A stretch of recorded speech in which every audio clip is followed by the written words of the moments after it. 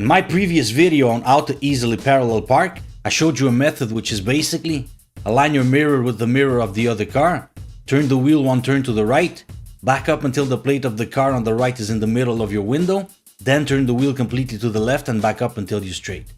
Note that in this video, I'll only be covering the part that has to do with aligning yourself properly with the other car. If you want to see the whole technique, you can watch the original video by clicking on the link in the notes. So in that video, I recommend you align the mirrors as a starting point.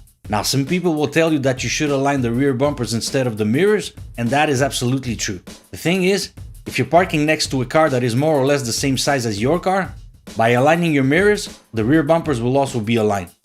The reason why I tell you to align the mirrors instead of the bumpers is because from the perspective you have when sitting behind the wheel, it's a lot easier to align the mirrors because you can actually see them, but you can't see the rear bumpers.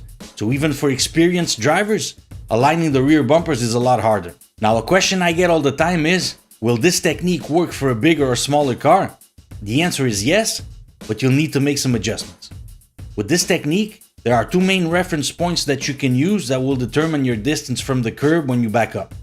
Aligning your mirror with the other car's mirror, or aligning the other car's plate in your window. You can use either one of them. If you want to use the mirrors, here's what you do. If your car is longer than the car you're aligning yourself with, instead of aligning the mirrors at the same level, align it a bit past the other car's mirror. If your car is smaller, align the mirror a bit before the other car's mirror. Turn the wheel one turn to the right, then back up and align the other car's plate in the middle of your window. Turn the wheel completely to the left and back up until you fit in the spot. If you choose to use the plate as the reference point, start with the mirrors aligned no matter the size of your car, turn the wheel one turn to the right and back up. With same sized cars, you would align the plate in the middle of the window.